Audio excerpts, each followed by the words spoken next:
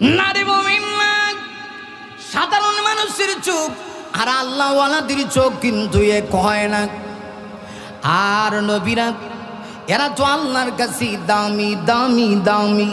আর আপনার আমার নবী তিনি তো ইমামুল আম্বিয়া, শুধু নবী তা না, নবীদের নবী। তিনি তো ইমামুল মুরসালিন, শুধু রাসূল তা না, সকল রাসূলগণের সর্দার। আপনার আমার নবী হলেন নবীদের মাথার মুকুট। আপনার আমার নবী হলেন আল্লাহর বন্ধু। আপনার আমার নবী হলেন হাবিবুল্লাহ। আপনার আমার নবীর মর্যাদা এই পৃথিবীর সকল মানব জাতির শ্রেষ্ঠ মর্যাদা। সকলের মর্যাদা একটা স্তর আছে, আমার নবীকে আল্লাহ এত মর্যাদা দিয়েছে। আল্লাহর পরে এই পৃথিবীতে আমার নবী চাইতে দামি আর কেউ নাই। একটু লক্ষ্য করে দেখুন, সেই নবী রাহমাতুল লিল আলামিন, রাহমাতুল লিল আলামিন।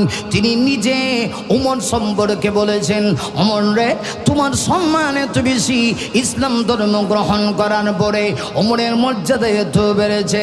আমার নবী বলেন, আমি আমার চোখ দিয়া যা দেখি কেউ দেখে না। নবীজি একদিন বের হইলেন, সাহাবীরা নবীর পিছনে। আমার নবীজি হঠাৎ করে তাকায় দেখে মজদেশের বড় হুজুর মিস্টার ইবলিস মানে শয়তান আসতেছে। নবীজি মুস্কি মুস্কি হাসি দেয়, আজকে শয়তানের সঙ্গে কথা হবে না। একটু পরে আমার নবী তাকায় দেখে শয়তান শুধু দৌড়ায় আর দৌড়ায়। কি হইল, শয়তান এইভাবে দৌড়ায় কেন? আমার নবী ঠিক সেই মুহূর্তে একটু পিছনের দিক দিয়ে তাকাইছে। তাকায় দেখি হযরত ওমর কদম বা কদম পা ফেলে ফেলে উমর আসতেছে। নবী তখন মুস্কি হাসি দিয়া কয়, ওমর ইসলাম ধর্ম গ্রহণ করার পরে তোমার মর্যাদা এত বেড়েছে, আমি আমার চোখে দেখছি, আমি নিজ চোখে দেখলাম। তোমাকে দেখে শয়তান পর্যন্ত রাস্তা ছেড়ে দৌড়াইতে আছে। আরে মুমিন, সেই ওমর অর্ধেকটা পৃথিবী শাসন করছে। খালি বাংলাদেশের মতো দেশ নেই, কথা কই না দিয়ে আপনারা।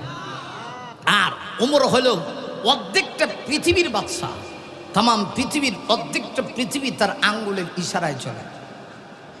কিন্তু জমিনে হাঁটে এমন ভাবে জমিন টের পায় না। আল্লাহু আকবার। ইয়ামশুনা আলাল আরজি হাওনা, বিনয়ের সহিত জমিনে হাঁটে। নারী মুমিন শুধু জমিনে এইভাবে হাঁটে তা না। হযরত ওমর চিন্তা করে, হায় হায় রে, আমি যে দেশের বাদশা, আমি যদি খলিফা থাকা অবস্থায় যদি একটা মানুষ রাতের আধারে কষ্ট করে, এমনকি মানুষ দূরের কথা একটা কুকুর যদি না খায় মারা যায়, কিয়ামতের কঠিন ময়দানে আমি আল্লাহর সামনে কেমনে দাঁড়াবো? ভিতরে কেমন তার তাকওয়া, কেমন পরহেজগারি। এই জন্যে হযরত ওমরের শাসন আমল, ওমর খলিফা রাতের বেলা ঘুমায় না, দিন রাত 24 ঘন্টা সময়ের ভিতরে হযরত ওমর শুধুমাত্র দুপুরবেলা 2 বার 2 ঘন্টা সময় কায়লোলা করে আমার নবী সুন্নত অনুযায়ী হযরত ওমর জীবন চালায়। খাবার খায় সামান্য রুটির সঙ্গে দেখা যায় হযরত ওমর স্পেশালি কোনো কিছু গ্রহণ করে না। জৈতুনের তেল দিয়া হযরত ওমর রুটি খায়, হযরত ওমর দেশ চালায়। অবশ্যই এমন আমার নবীজির একজন স্ত্রী ছিলেন, যার নাম ছিল হাফসা। আরে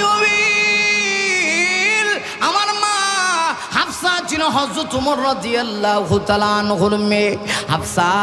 তাকে দেখে বাবার চেহারা এমন হয়েছে, খলিফা থাকা অবস্থায় মনে হয় যেন একটা কঙ্কাল হয়ে গেছে। এমনিতেই ওমর ছিল লম্বা, আবার দেশ চালায়, আবার না খাইয়া জয়তুনের তেল দিয়া রুটি খাইয়া হযরত ওমর যেন আরো হালকা হয়ে গেছে। হাফসা ডাক দিয়া কয়, আব্বা গো, আব্বা, আপনি যদি এইভাবে খান রাষ্ট্র কেমনে পরিচালনা করবেন?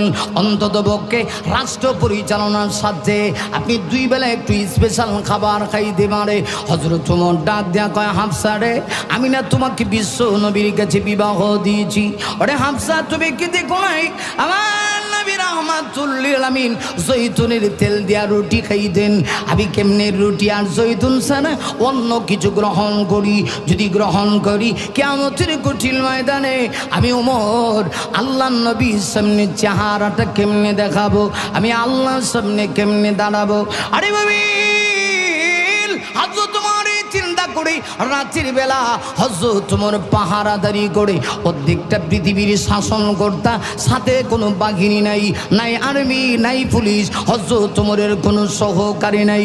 হযরত ওমর রাতের বেলা মক্কার মরু প্রান্তরে, হযরত ওমর দুদু মরুভূমি প্রান্তরে দিয়া এক এক হেঁটে বেড়ায়। মরুভূমি প্রান্তরে ছোট্ট ছোট্ট করে ঘর, কাহারও কোনো দুঃখ দুর্দশা আছে কিনা হযরত ওমর এই চিন্তা করে রাতের বেলা হযরত ওমর যখন বের হয়েছে, হঠাৎ করে ওমর কয় রাতের বেলা কেমন জানি হালকা হালকা বৃষ্টি পড়তেছে, মদিনার সবগুলি মানুষ ঘুমন্ত আছে। আর ঠিক সেই মুহূর্তে দেখে যায় ছোট্ট একটা কুড়ে ঘরের ভিতরে একজন মেয়ে লোকেরা আওয়াজ শোনা যায়, একজন মেয়েলি আওয়াজ শোনা যায়, একজন মহিলার আওয়াজ শোনা যায়। হযরত ওমর তো ক্ষিপ্ত হয়ে গেল, এই মহিলা কি অন্যায় কোনো কাজ করতে আছে কিনা। হযরত ওমর বলেন আমি কাছে গেছি, কাছে গিয়া দেখি মহিলা তার ছোট ছোট 3টা বাচ্চাকে সান্ত্বনা দেয় আর ডাক দিয়া কয় তোমরা আমার কাছে আমানত, তোমাদের বাবা শহীদ হয়ে গেছে, আজকে 1 মাস হয়ে গেল, আমি আমানতের খেয়ানত করতে চাই না, একটু অপেক্ষা করো, এই তো রান্না হয়ে গেছে, চুলার ভিতরে কি যেন ডেকসি দিয়া রান্না করে দীর্ঘ সময় হয়ে গেল, কিন্তু মহিলা তার সন্তানের মুখে খাবার দেয় না। হঠাৎ করে মহিলা আওয়াজ দিয়া কয় শোনো, আমি ওমরের রাষ্ট্র যে দেশে পরিচালনা করে এই দেশে আমি আছি, ওমর বুঝি খবর নিল না? ওমরের খবর নেওয়া দায়িত্ব ছিল, যেহেতু আমার স্বামী নেই, যেহেতু ওমর খবর নেয় নাই, কিয়ামতের কঠিন ময়দানে ওমরের গলায় আমি গামছা লাগায়া আল্লাহর আদালতে আমি ওমরের বিরুদ্ধে মামলা দায়ের করব। হযরত ওমর যে সময় এই কথা শুনেছে, হযরত ওমর হাওমাও করে কান্না শুরু করে। মুমিন সোনা হযরত ওমর যে মুহূর্তে কথা শুনেছি, হযরত ওমরের শরীরের ভিতরে কম্পন সৃষ্টি হয়ে গেছে। হযরত ওমর চিন্তা করে মহিলা কি কয়, কিয়ামতের কঠিন ময়দানে আমার গলার ভিতরে গামছা লাগায় হাসরের মাঠে আমাকে উঠাবে না, আমি আসামি হয়ে উঠতে চাই না। হযরত ওমর পরিচয় না দিয়ে মহিলা কি ডাক দেয়া কয় মা গো, ও মা, আমি একজন যুবক, আমি আপনাকে মা বলে সম্বোধন করেছি। আমা আপনি টেনশন করবেন না, কিয়ামতের কঠিন ময়দানে আপনি কার কথা বললেন গামছা লাগায় হাসরের মাঠে উঠাবেন, আরেকটা বার বলুন। হযরত ওমর এই কথা বলা মাত্রই মহিলা ডাক দেয়া কয় আর কাহার কথা বলি নাই, এই দেশের প্রেসিডেন্ট হযরত ওমরের কথা বলেছি। ওমর চোখের বাড়ি ছেড়ে দেয় আর ডাক দেয়া কয় মা গো, তাই বুঝি আপনি কি পারতেন না ওই প্রেসিডেন্টের কাছে আপনার সন্তানগুলি যে না খায় আছে, আপনার স্বামী যে শহীদ হয়ে গেল, এই খবরটা কি পৌঁছাইতে পারতেন না? এমনিতেই মহিলা ডাক দিয়ে কয় তুমি কে আমি জানি না, ওরে যুবক, তুমি যদি নবীর দেশের মানুষ হয়ে থাকো তাহলে অবশ্যই হাদিসটা শোনার কথা। আমার নবী বলেছেন রাষ্ট্রের যিনি প্রধান হবে তিনি প্রজার খবর নেবে।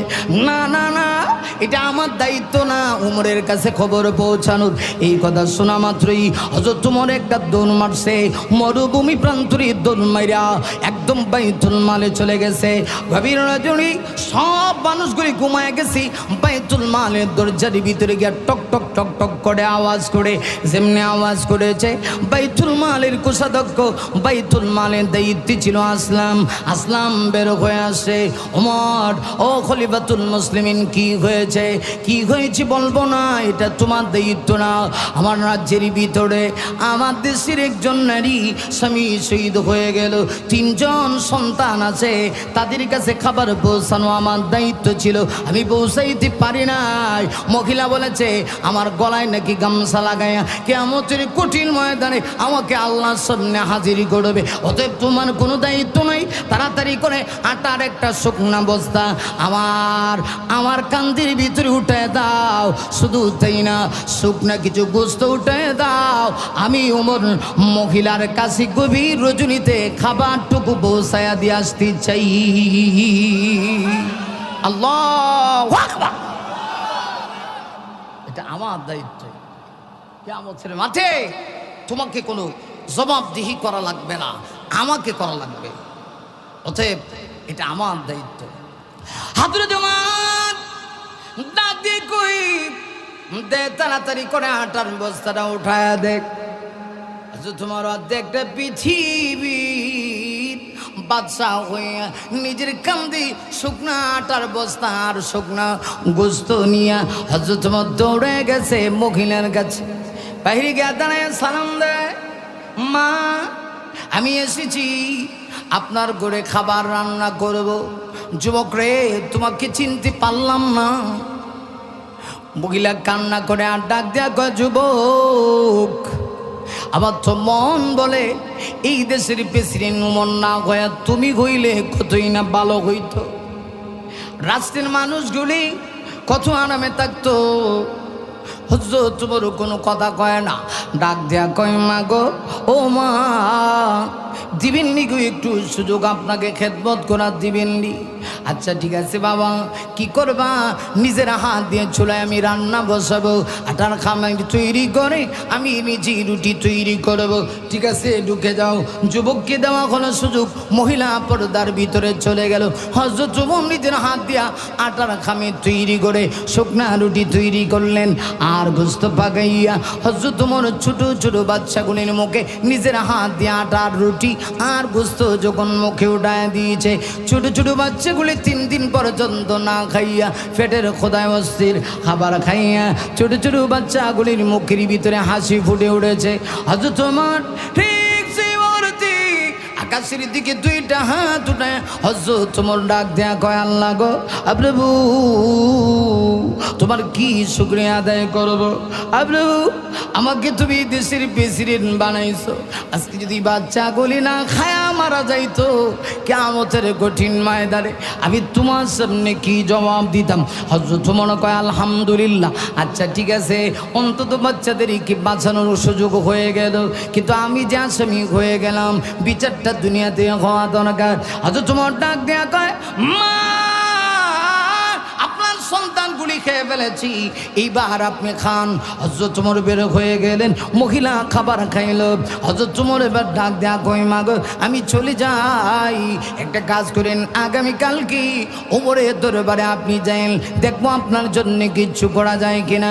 হযরত ওমর এই কথা বলি গভীর রজনীতি হযরত ওমর আবার মহিলার বাড়ির দিকে চলে আসলেন। ফজরের নামাজের টাইম হয়ে গেল, মুয়াজ্জিন মসজিদের ভিতরে আযান দিচ্ছে, হাইয়া আলাস সালাহ।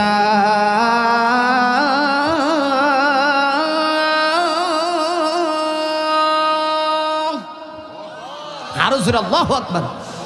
হাইয়া আলাস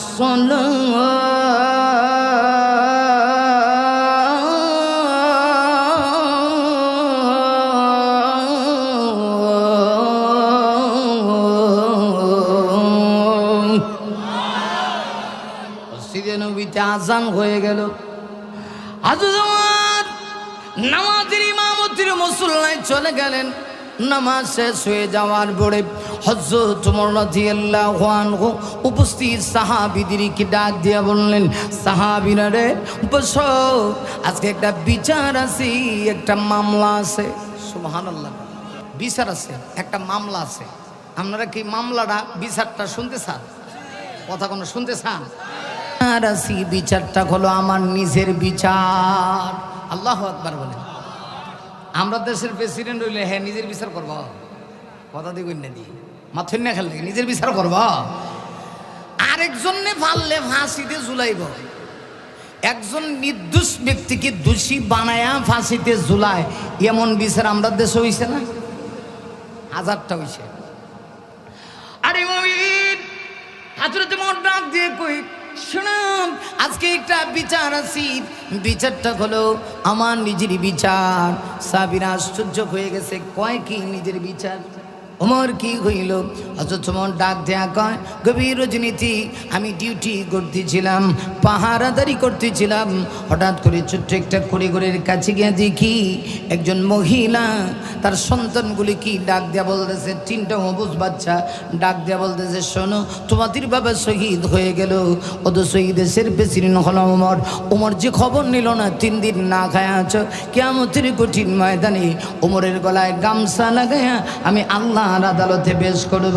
আরে মুমিন শোনো, হযরত ওমর ডাক দেয়া কয় আমি শুনেছি। এই কথা শুনে আমি মহিলার কাছে গেলাম, খাবার নিয়ে গেছি, নিজের হাতে রান্না করে খাবার পৌঁছাইছি, কিন্তু আমার পরিচয় দিই নাই। মহিলাকে বলেছি আগামীকালকে ওমরের দরবারে আসার জন্য। তাই বলছি সাহাবীরা রে, মহিলা যে অভিযোগ দায়ের করছে এর বিচারটা আজকে হওয়া দরকার। হযরত ওমর তার বাহিনী পাঠায় দিলেন, যাও মহিলা এবং তার ছোট্ট ছোট্ট 3টা বাচ্চাকে নিয়ে আসো, গিয়া বলবা ওমর ডেকেছে, ওমরের আদালতে বিচার হবে। আল্লাহ, এদিক দিয়ে খবর যখন মহিলার কানে গেছে, বাহিনী পুলিশ বাহিনী গিয়া কইছে উমরের দরবারে তোমাদের নামে বিচার হবে, সন্তান সহজাওয়ান লাগে কইছে। এমনি বাচ্চাগুলি হাউমাউ করে কান্না করে আর ডাক দেখ হয়, মাগো মনে আসেনি কালকে যে এক যুবক আমাদেরকে খাবার খাওয়াই গেছে। যুবকের কাছে বলছিলেন যে যুবক, তুমি যদি প্রেসিডেন্ট, এই দেশের প্রেসিডেন্ট যদি উমর না হইয়া তুমি হইতা তাহলে কত না ভালো হইতো, কারণ উমর প্রেসিডেন্ট হইছে কিন্তু আমাদের খবর নিছে না। গামছা লাগামো উমরের গলায়, হাসরের মাঠে ওঠামো। আমার মনে হয় এই যুবক উমরের কাছে এই খবর পৌঁছায় দিছে। মা, তাইলে জনমের মতো শেষ বিদায় আজকে বাবাও হারাইছি, আপনারও হারাম। মহিলা ডাক দিয়ে কই না, সন্তানদের কি মহিলা সান্ত্বনা দিয়া ডাক দেয়া কয়, টেনশন করো না, আমি শুনেছি আমার নবী ওমর সম্পর্কে বলেছেন, লাউ কানা বাদি নবিয়্যুন লাকানা ওমর। আমার নবী বলেছে আমার পরে যদি পৃথিবীতে আল্লাহ কাউকে নবী বানাইতো, হযরত ওমরকে বানাইতো। ওমরের কাছে গেলে অবশ্যই ইনসাফের বিচার হবে, আমি নির্দোষ, ওমর আমার উপরে কোনো জুলুম করবে না। আল্লাহু আকবার। মহিলা তরতর করে কেঁপে কেঁপে ওমরের দরবারে গেছে, গিয়া দেখে আয় হায়, যার বয়ে রাত কাটাইছে হেই তো বসা। সুবহানাল্লাহ কইছেন না? মহিলা তো রাত্রি বেলা দেখে নাই, ওমরকে চিনে নাই, কিন্তু ছোট ছোট বাচ্চারা ডাক দেয়া কয়, মা গো কেমন জানি মনে হচ্ছে রাত্রি বেলা আমাদেরকে মুখে যে খাবার উঠায় দিছে তিনি মনে হয় ওমর ছিল। কি কোস্তাই বুঝি কহ। হযরত ওমর ডাক দেয়া কয়, মা গো আজকে বিচার হবে, বিচারটা দুনিয়াতে হয়ে যাক। রাত্রির বেলা যে আপনি বলেছিলেন আপনার কাছে খাবার পৌঁছানো না কারণে এই দেশের প্রেসিডেন্ট কি কিয়ামতের মাঠে আল্লাহর সামনে গামছা লাগায় ওঠাবেন, সেই বিচারটা আপনি দুনিয়াতে করে ফেলেন। এমনিতেই মহিলা ডাক দেয়া কয়, ওমর আমি রাত্রির বেলা আপনাকে চিনতে না পারলেও আমার সন্তানগুলি চিনতে পেরেছে। আপনি তো ওমর, ওমরে আমার জানা ছিল না আপনি যে সেই ওমর ছিলেন। তাহলে রাসূলের কথা সত্য হয়ে গেল। ওমর আপনি তো কোন সময় জনগণের উপরে জুলুম করতে পারেন না, আমার বিচার করা লাগবে না, আমার ভুল হয়ে গিয়েছে। আমি যে বলেছি গামছা লাগায় হাসরের মাঠে উঠাবো, আমার ভুল হয়ে গিয়েছে। হযরত ওমর চোখের পানি ছেড়ে দিয়া ডাক দেয়া কয়, মা গো আপনি ভুল করেন নাই, আপনি সঠিক কথাই বলেছেন। 3 দিন হয়ে গেছে আপনার কাছে খাবার পৌঁছাইতে, অতএব বিচারটা একটু করুন। হযরত ওমরের এই কথা শুনে মহিলা হাসি দেয়া কয়, ওমর বিচার করা লাগবে না, যে দেশের প্রেসিডেন্ট সাধারণ প্রজাদের কাছে গভীর রজনীতে কাদের ভিতরেই আটা রুটি উঠে নিয়ে খাবার পৌঁছায় দিতে হয়, এমন প্রেসিডেন্টের কেন বিচার হবে? তুমি টেনশন করো না। হ্যাঁ, তোমাকে একটা কথা বলতে পারি, তোমার দ্বারা যদি আমার এবং জনগণের উপরে কোনো জুলুম হয় সেই দিন কিন্তু আমরা তোমাকে ছাড়ব না। আল্লাহু আকবার। তখন ডাক দেখো, ঠিক আছে মা, তাইলে যদি এটাই হয় তাইলে আমার আর বিচার না হইলেও আমার কোনো টেনশন নাই। যেদিন আমি সাধারণ মানুষের হক নষ্ট করব সেই দিন আপনি যদি আমাকে না মানেন, দেশের জনগণ যদি আমার বিরুদ্ধে প্রতিবাদ করে, বুঝবো সত্যি এই দেশের জনগণের ভিতরে কোরআনের মহব্বত আছে, নবীর মহব্বত আছে। আমার ভাইরা, এই ছিলেন হযরত ওমর। এত বড় প্রেসিডেন্ট হওয়ার পরেও জমিনে চলতেন নিজেকে অহংকার মন মানসিকতা নিয়ে না, সারা রাত সাধারণ মানুষের মতো পাহারাদারের মতো জনগণের খেদমত করার চিন্তা ভাবনা নিয়ে ঘুরে বেড়াতেন। তাই আসুন আমরা সেই ওমরের মতো সত্যিকার আল্লাহওয়ালা হইতে চাই কি চাই না? আরো জোরে বলেন, চাই কি চাই না? তাই আল্লাহ সূরা ফুরকানে বলেন, ওয়া ইবাদুর রহমান আল্লাযীনা ইয়ামশুনা আলাল আরদি হাওনা। আল্লাহ বলে রহমানের বান্দা কারা? যাদের ভিতরে মোট 11টা গুণ আছে, এর ভিতরে একটা হলো আল্লাহ বলেন যারা জমিনে চলতে গিয়ে নিজেকে তুচ্ছ মনে করে, ছোট মনে করে, কোনো সময় অহংকার করবো না। অহংকার আপনার আমার জন্য মানায় না, অহংকার আল্লাহর চাদর। ঠিক না? ঠিক। আল্লাহ আমাদেরকে বোঝার তৌফিক দান করুক, সকলে বলে আমিন।